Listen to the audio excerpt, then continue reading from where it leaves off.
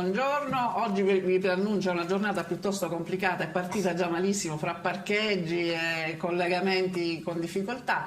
Comunque siamo arrivati alla terza puntata delle qualificazioni, dedicata alle qualificazioni olimpiche. Le prime due, sapete benissimo, le abbiamo dedicate alla pallavolo femminile, che purtroppo, come sappiamo, non si è poi qualificata e dovrà rimandare tutto all'anno prossimo per la qualificazione per Parigi. Mentre adesso siamo a metà, diciamo, del cammino della squadra maschile. Adesso ne parleremo più ampiamente. Abbiamo ospite in studio una nostra carissima, non solo amica, ma compagna di squadra, di avventure, Maria Grazia Rannisi, che con noi vince lo scudetto nel 1980. E poi vi preannuncio che per la nostra rubrica I miei cinque cerchi, appunto, che abbiamo come ospite olimpico, questa volta abbiamo Beppe Gibilisco che, come ricorderete, nel 2004 ad Atene conquistò la medaglia di bronzo. Come di solito passo la palla a mia sorella che fa due chiacchiere con Maria Grazia. Oh, Maria Grazia. Posso intervenire ogni tanto io? Sì, grazie. Se però non ti allarghi troppo. No. E quindi abbiamo Maria Grazia, compagna di squadra, compagna di avventure, compagna di scudetto, ma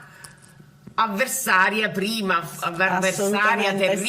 proprio questo dualismo con la Bulling. Vuoi raccontarci dalla parte della Bulling cosa successe negli anni 79-80? Sì, in quegli anni praticamente a Catania c'erano queste due squadre che appunto primeggiavano ed era la Torre Tabita e la Bulling. Militavamo in Serie B, A, la Bulling in Serie B, poi vinse il passaggio appunto in Serie A, e mentre la Torre Tabita era già in Serie A, ma vantava tanti campionati giovanili, tante vittorie nei campionati giovanili, e noi gli davamo testa, devo essere sincera. Filo da torcere. Filo da torcere. E la rivalità era incredibile fra Torre Tabita e Bulling, soprattutto appunto nei campionati giovanili. Poi a un certo punto la lungimiranza di tre persone importantissime nella pallavolo catanese, per prima nomino la professoressa Pizzolo, che è la mamma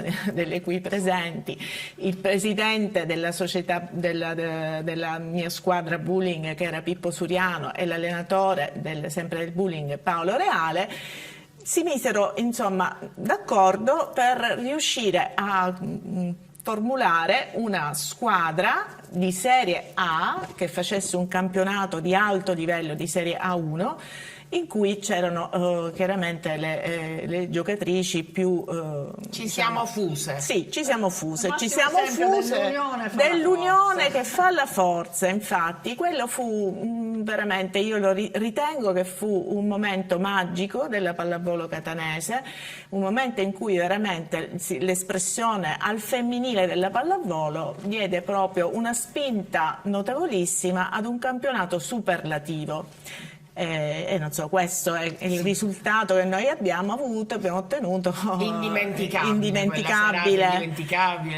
la vittoria del campionato e quindi lo scudetto. Anche perché ricordiamo che la rivalità non era solo in campo, ma c'era una città spaccata, cioè se tu andavi alle feste organizzate dalle ragazze della Bulling non mi dovevi più parlare, insomma era una cosa proprio una molto lotta viscerale, quasi a livello di Palio di Siena, di contrario, cioè bisognava, era una fede. I primi allenamenti congiunti, che ormai si dice così, ora si dice allenamento congiunto, ma lì era congiunto nel senso che facevamo parte ormai della stessa squadra.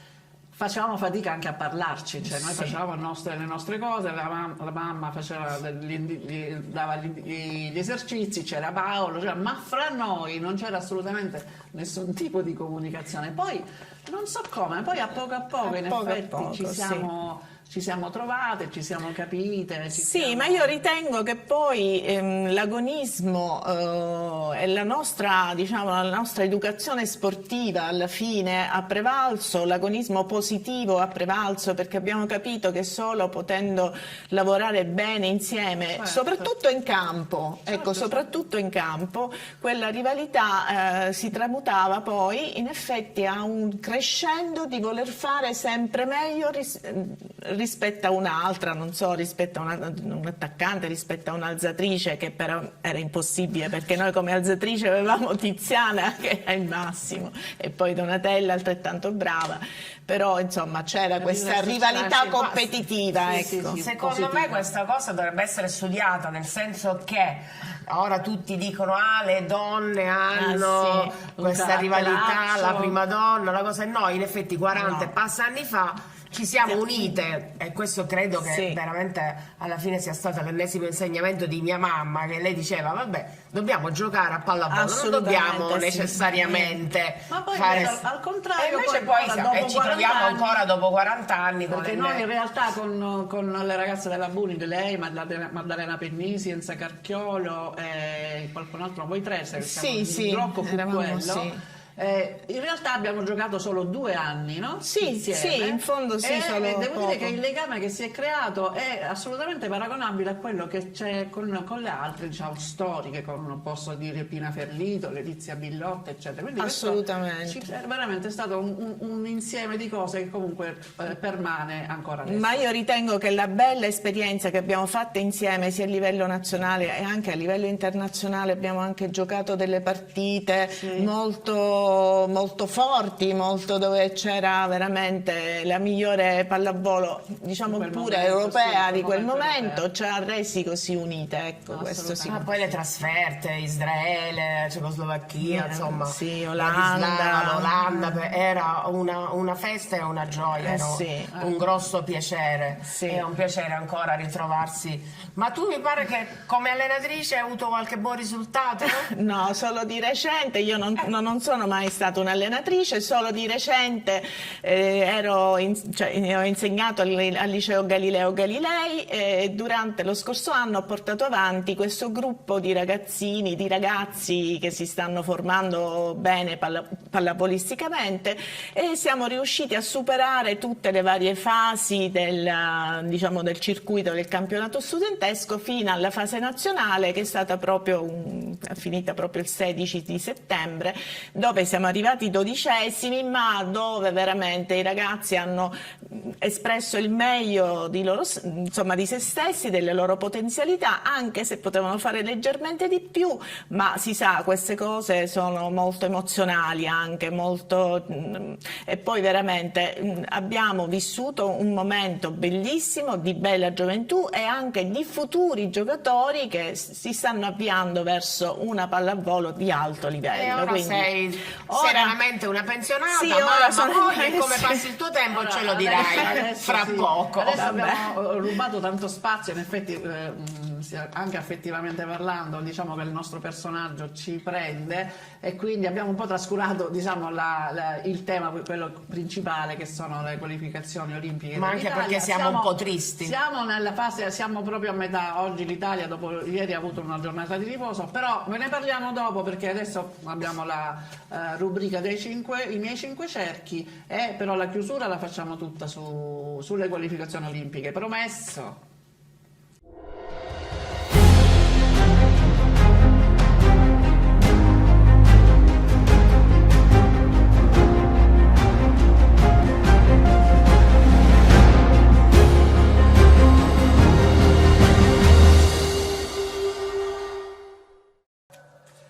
Per la nostra rubrica I miei 5 cerchi, come vi abbiamo anticipato, abbiamo un altro atleta olimpico che è Beppe Gipilisco. Buongiorno Beppe, ciao.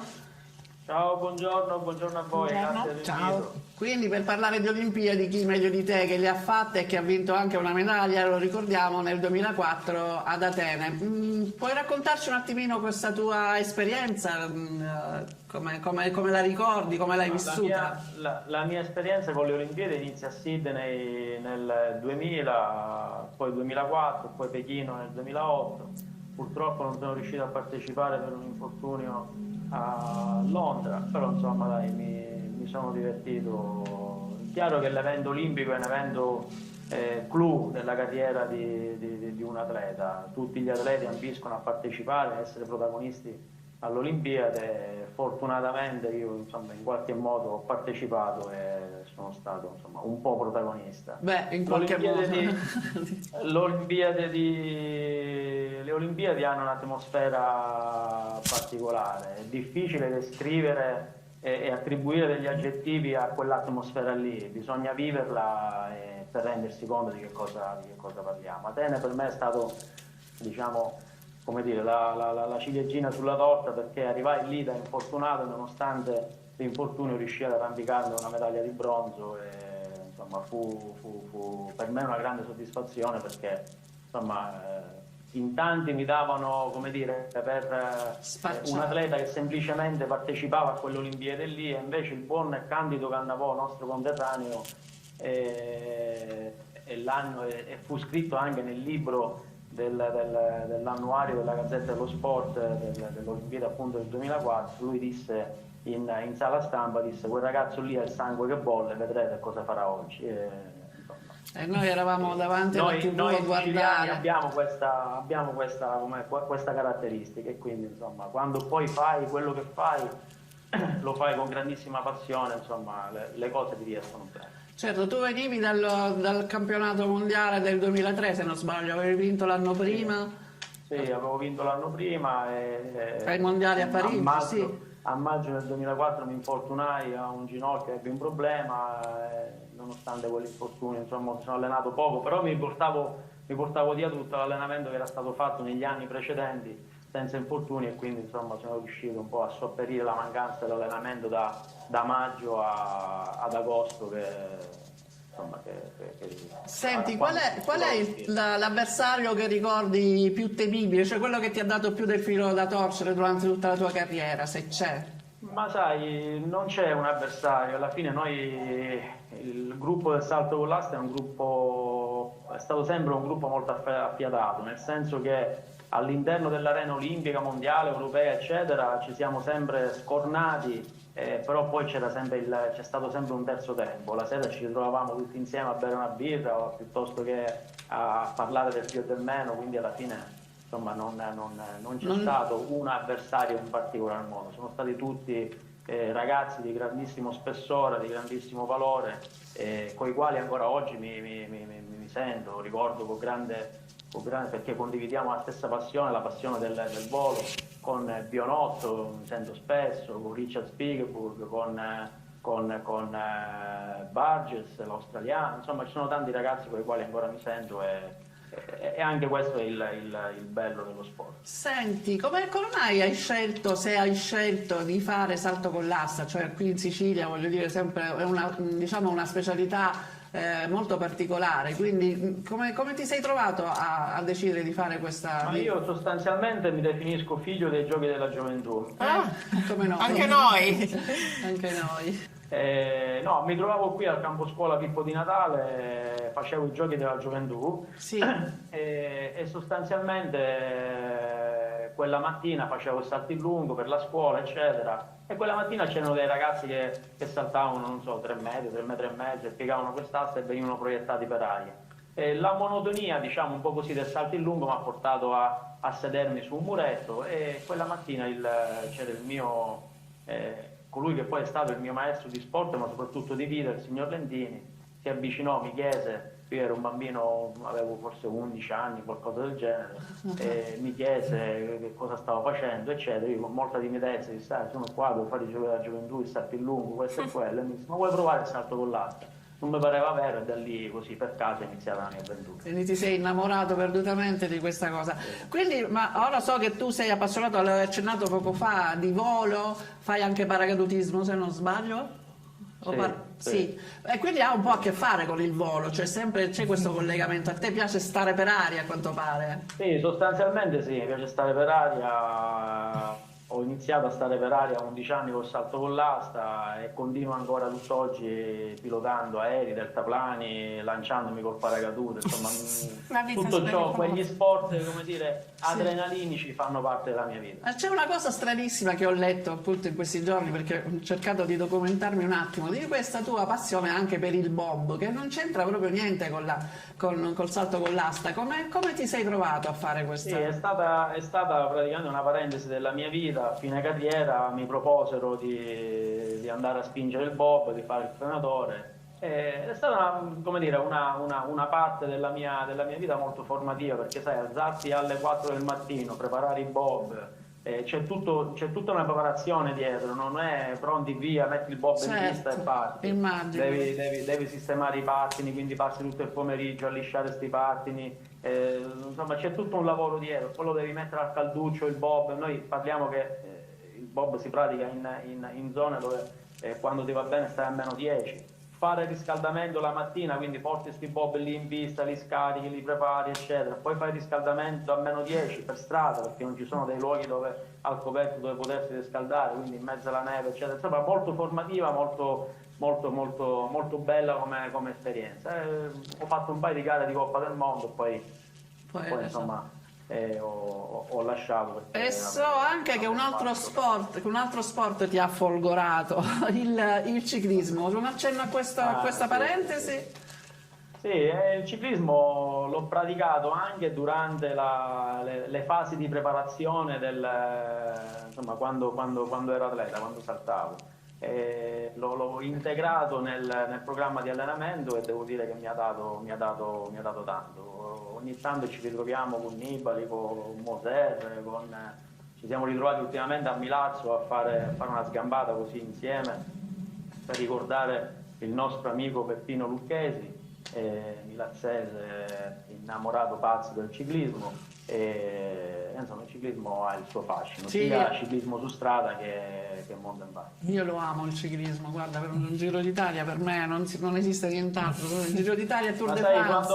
Alla fine quando fai sport, qualsiasi tipo di sport fai, anche il lancio del frisbee, è bello perché... Ma insomma, non hai mai pensato... sport ne fa una ragione di vita, insomma non si tira mai indietro. È vero, per qualsiasi attività sportiva. Non hai mai pensato però di fare l'allenatore? Se ho capito bene. Io sto facendo l'allenatore, alleno Claudio Stecchi, che diciamo che è la punta del salto con l'asta italiano. Quest'anno siamo reduci dei Campionati del Mondo di Budapest, dove Claudio si è classificato 8º. E insomma, da quando diciamo lo seguo io da circa 3 anni e mezzo, quasi 4, anzi 4 facciamo, è riuscito a conquistare 3 finali mondiali e quindi insomma qualche soddisfazione ce la prendiamo, però ci siamo posti degli obiettivi più importanti, speriamo che l'anno prossimo all'Olimpiade riusciamo ad aggrapparci a qualcosa di più importante. Allora, visto che per te le giornate sicuramente non possono durare mai 24 ore, perché fai talmente tante cose, che in tutto questo diciamo, giro di cose che fai non hai disdegnato anche il sociale, perché tu ti impegni, ho visto, ti impegni moltissimo da questo punto di vista, sei anche assessore comunale. Quest'altra nuova veste tua come la potresti descrivere? Ma la mia è una veste particolare, perché in tanti mi additano come politico, ma in verità non mi ritengo un politico, cioè dire io applico alla politica quelle che sono le regole dello sport, cioè dire cerco in qualche modo di sistemare tutto quello che ad oggi non ha funzionato e pian pianino ci stiamo riuscendo. È una metodologia nuova che piace e che, cioè, per fare un esempio, se c'è un faro che non funziona non ci mettiamo a dire sì, oggi vediamo, poi chiama a questo, chiama a quello, cioè immediatamente bisogna chiamare il tipo che lo sistema e si fa sistemare, mentre negli anni è stato sempre sì, oggi vediamo, domani, dopodomani, passano gli anni e il faro rotto è rimasto. Quindi questo tipo di approccio piace al sindaco, piace all'amministrazione, piace alla giunta. Stiamo lavorando verso questa direzione, soprattutto la direzione, come dire, il programma che si è strutturato è basato anche sull'economia. L'economia non significa che facciamo economia e la qualità è pessima, la qualità rimane alta, ma mentre prima con un budget X si faceva 1/2 interventi, oggi con quello stesso budget riusciamo a fare molti più interventi, riusciamo a fare 10, 12, 15, ma semplicemente perché c'è il buonsenso e le cose comuni, perché molte volte non viene analizzata la parola comune, no? Sì. In tanti pensano comune è Pantalone, non è Pantalone, quella parte di faro che vado a cambiare in una torre faro X è anche mia, quindi come dire, se hai questo tipo di approccio la senti tua quella cosa lì e cerchi di avere la qualità alta e la spesa minima. Perfetto. E approcciandoci in questo senso, insomma, riusciamo a fare molte più cose rispetto a prima. Quindi un'ultima domanda. Sì, mia sorella, un'ultima ti cosa volevo chiedere. velocissima. Non hai mai pensato di andare via da Siracusa? Sei sempre rimasto attaccato alla tua terra, alla nostra terra, e a fare qualcosa per Siracusa, per la Sicilia? Non ti è mai venuto in mente?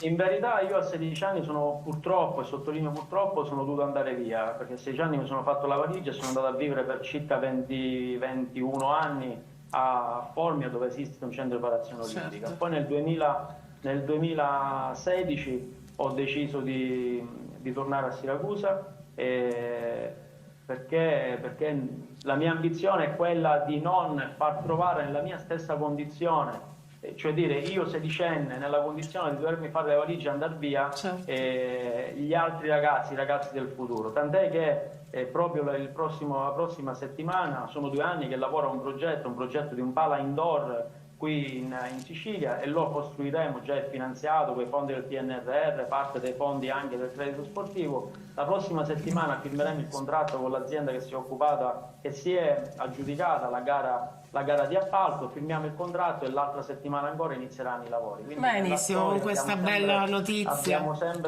Abbiamo sempre, come dire, ambivamo ad avere una struttura indoor dedicata all'atletica, e non solo all'atletica, perché ci sarà anche la ginnastica all'interno, qui in Sicilia. Insomma, stiamo lavorando per avere anche questa struttura. Sì. È chiaro che nel momento in cui riesci a mettere su delle strutture del genere diventi anche, come dire, una sorta di calamita, certo, per il resto d'Europa, no? Quindi diventi un punto di riferimento, e anche gli atleti olimpici, atleti campioni del mondo, eccetera, potranno venire ad allenarsi qua, perché parliamo di una struttura, insomma, di altissimo livello, che potrà ospitare anche chi lo sport lo pratica ad altissimo livello. Guarda Beppe, noi ti facciamo i complimenti non solo per la tua carriera che abbiamo così accennato, ma anche soprattutto Per il dopo. per l'attività che stai svolgendo adesso, con questo impegno e con questa passione, che è la stessa che noi vedevamo dalla televisione quando tu ti apprestavi a fare i tuoi salti magnifici con l'asta. Quindi speriamo che questo tuo impegno, questo tuo modo di approcciare appunto la politica possa un po' anche contagiare le nostre parti qui a Catania, e speriamo appunto che la Sicilia, insomma, vada sempre più avanti. Quindi grazie ancora, grazie per il tempo buon lavoro che ci hai dedicato. Grazie a voi tutti. Sai Un che abbraccione, grazie. so che hai il consiglio comunale, quindi grazie di tutto, ciao, arrivederci. ciao, grazie ancora. Grazie. Ciao. Abbiamo salutato Beppe Gibilisco, che veramente si è rivelato non solo l'atleta di spessore che conoscevamo, ma anche un uomo che dedica tutta la sua vita allo sport e agli altri. Questo fatto del suo impegno dal punto di vista politico mi ha colpito moltissimo. Ma torniamo finalmente al punto delle qualificazioni olimpiche.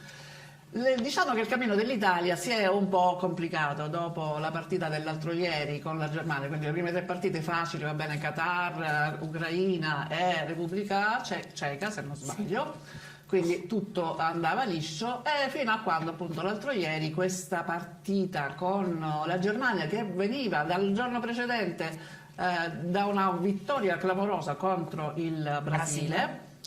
E quindi ci siamo trovati molto in difficoltà. Adesso, analizzando un pochino questa partita, prima di parlare del futuro, a me viene da dire, da pensare che perché la Germania era assolutamente, come posso dire, non paragonabile alla Germania che abbiamo visto qualche settimana fa agli europei.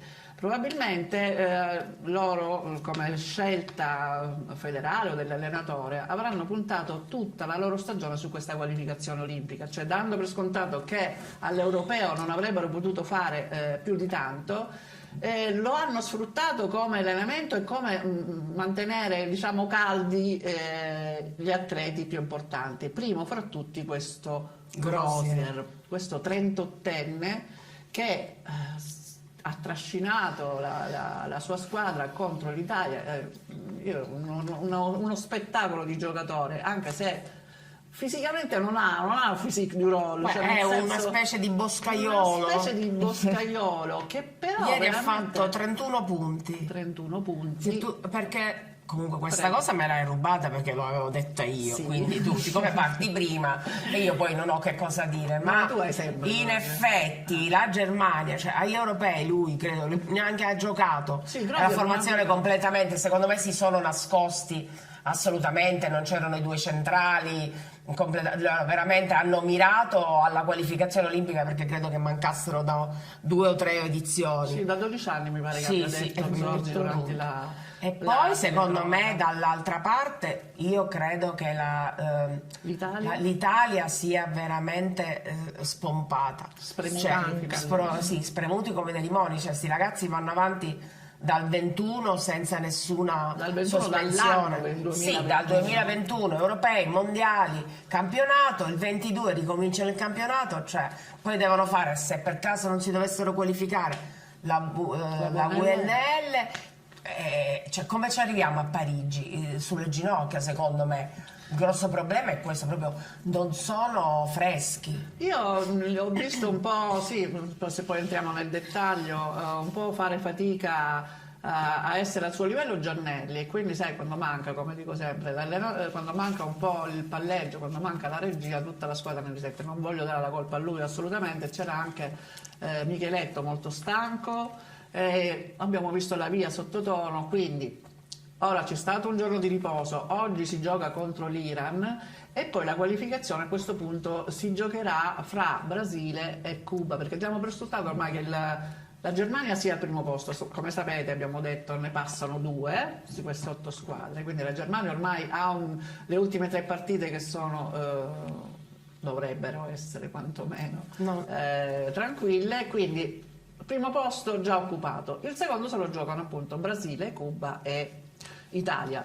Oggi l'Italia gioca con l'Iran, mentre ci sarà appunto questo interessantissimo scontro fra Brasile e Cuba. Vediamo da lì chi esce vittorioso, e poi perché noi abbiamo la penultima con Cuba e l'ultima domenica con Brasile, dove probabilmente ci giocheremo il tutto per tutto. Non pensi che sia eccessivo questo carico di lavoro? Assolutamente sì. Europei, World League, ora Sì. il campionato, la Supercoppa. Assolutamente, sono d'accordo con voi, il pensiero è quello giusto, cioè la stanchezza si fa sentire di questi giocatori che giocano, devo dire, sempre con il cuore ad alto livello, nel senso che proprio non si tirano indietro davanti a niente, a nessuno, danno il meglio di se stessi, quindi è chiaro che qualsiasi partita viene giocata al massimo, e questo è chiaro che poi alla lunga può creare fatica, Stress. stanchezza. Ma anche l'europeo, vai a Bari, vai ad Ancona, vai a Sì, Roma, i sali in trasferimenti. pullman, scendi Ci sono i soliti in racconti aereo, di insomma, Cioè, la quello- vita degli atleti è anche difficile da questo punto di vista, una routine molto dura anche riguardo anche essendo al giovane, contesto. però insomma il Sì. logorio è il logorio, non ci Devo sono dire che assolutamente anche negli altri d'accordo. gironi ci sono state poi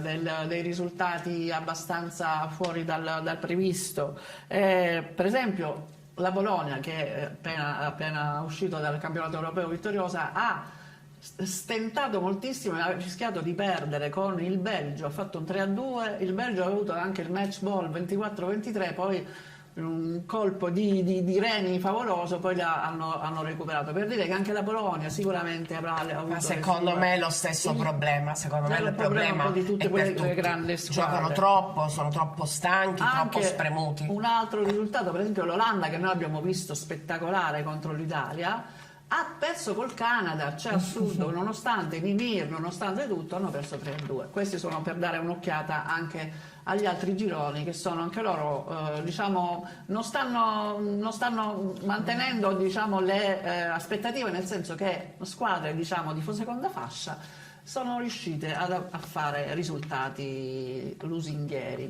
Evidentemente il calendario probabilmente a questo punto dà ragione alla Federazione Internazionale, che creando questo, insomma, stress nelle squadre di vertice possibilmente riesce ad avvicinare, ridurre il gap, quindi diciamo, ad avvicinare i ad livelli. appiattire la differenza. Ma non sappiamo se è un bene o un male questo ai posteri, l'ardua sentenza, no? Secondo me è un bene, no? Per l'Italia al momento no, No, perché ovviamente diciamo, noi, stiamo io ho già parlando del fatto le mie movimento. previsioni che mi tengo per me, non mi voglio Stavolta non sbilanciare. ti sbilanci. No, l'altra volta ho detto giusto. Infatti dico l'altra volta, perché Vabbè, non ti vuoi- Italia-Brasile 3-1 per l'Italia. E dai. Cuba? No, queste importante anche Cuba. Iran e Cuba no, vinciamo sicuro. Ah, sì? Si riprendono sicuramente. L'altra sera quando è stato a momento stavano recuperando, Sì. probabilmente, certo è facile dal divano. Il cambio forse per dare respiro a Giannelli forse andava fatto un attimo Andava prima. fatto un attimo prima. Però hanno reagito e quindi vuol dire che il gruppo c'è. Va bene, quindi abbiamo dato un po' diciamo, lo sguardo più approfondito a questa qualificazione che ci auspichiamo. In ogni caso sappiamo benissimo che se malauguratamente non dovessero farcela i nostri ragazzi, c'è ancora la possibilità poi a giugno dell'anno prossimo, in base alla classifica del ranking, ci sono ancora altri posti disponibili, quindi una volta che l'Italia, tutti gli altri sono già qualificati in qualche modo, quindi come la femminile, certo ci sarà la VNL da gestire perché è quella da punti, però io sono fiduciosa, insomma Parigi Ti sbilanci pure tu, Parigi ci aspetta. Mi sbilancio, Andremo a Parigi. Andremo a Parigi con la nazionale del grandissimo Fefe De Giorgi. Quindi, detto ciò, noi ringraziamo sempre Maria Grazia per Grazie averci a voi. fatto compagnia stamattina e vi diamo appuntamento, vediamo se sbaglio anche stavolta, martedì 10, quando tutto sarà già accaduto. A giochi fatti. Quando tutto sarà già accaduto, già successo e quindi già sapremo il destino dell'Italia. Grazie sempre per la vostra attenzione e buona giornata a tutti. Ciao. Ciao. Arrivederci. Ciao. Ciao.